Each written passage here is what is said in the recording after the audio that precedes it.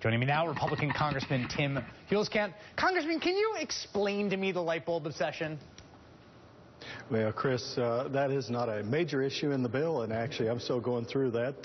That's one of the things that conservatives, I think, can agree with folks like yourself. We should know what's in a bill, and but there are 1,582 pages, and there's a little something about light bulbs and a little something about the embassy, but there's plenty of other items in there. But what isn't in the bill is that there's a $600 billion deficit when we pass that bill, and that's what I think most sides agree on is going to be a major problem if we continue to run these massive deficits. Are the deficits falling at the fastest rate since the 1950s?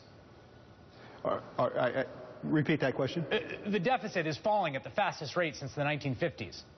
Well, because it went up at the fastest rate in history. We've had 4 straight years of trillion-dollar deficits. We're at $600 billion, Chris, which is bigger than any Republican deficit beforehand. But at the end of the day, it's not a Republican or a Democrat debt. We just cannot continue to spend at record amounts, and we're still taking in records amount. And that's my concern, is we're spending too much money. Understood. Just so we're clear on the benchmarks here, the record amount is in dollars, right? As a percentage of GDP, it's not a record.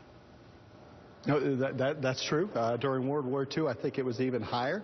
But at the end of the day, we still have a $17.3 trillion deficit, and I don't think we can go on continue to borrow. The president thinks we can. He presented budgets for 5 years that never balanced, and he's going to continue to do that. Congressman, you don't think we can continue to borrow. Do you think that we should have a budget that is $600 billion lower than the current proposed budget so that there is zero deficit?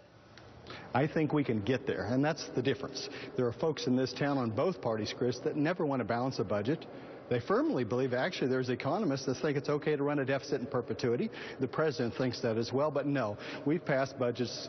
We've offered actually on the House floor that would get us to balance in 4 or 5 or 6 years, but getting to balance tomorrow, yeah, that's not going to happen. Do you know how many years since World War II ended that we have had either budgets in balance or surplus?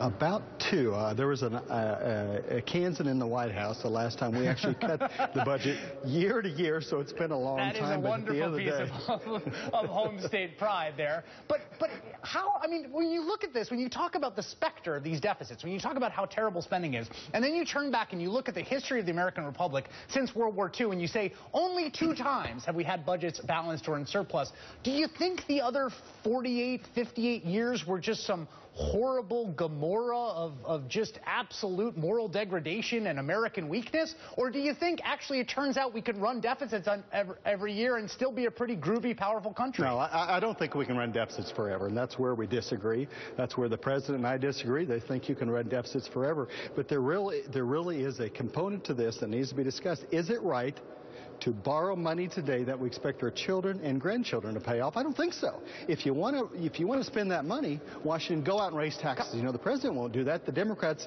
in the House and Senate, they won't raise taxes to pay for the spending, and Republicans won't do that either. And so this is a multi-party problem where they're spending more than they're taking in. I'm glad you're honest about that. And in terms of where I come from, I'm happy to see taxes go up quite a bit, actually. But if you're really saying that it is immoral or it's bad policy to borrow money, right? So you're saying we're going to run a $600 billion deficit with this. We can't borrow money. You've got to come up with $600 billion in cuts. What do you want to cut that's going to come up to $600 billion? Well, actually, if we cut 1% a year for the next 6 years, we'd actually be in balance. It's called the penny plan. That's very difficult to do. But the budgets we're talking about now are what they call this discretionary spending. But the entitlement spending are the reforms we need to talk about, because Medicare and Medicaid, Social Security and Obamacare, if nothing's done about them, we can talk all day long about the $1 trillion on spending on this discretionary that's been flat for a number of years. But it's those entitlements that we have to talk about. And there's very serious desire. There's not very much desire to actually find a way to reform entitlements to secure and save Medicare forever. There's a huge disagreement about Obamacare. Obviously, the president loves it. Obviously, there's no way to pay for it. We're going to have to borrow to pay for that. And those are the issues that Washington is not looking at in this discussion of appropriations. There is a way to pay for it. In fact, I see it in the taxes. Congressman Tim Huelskamp, thank you for coming on tonight. I appreciate it. Hey, you bet. All right. We're going to talk about how modern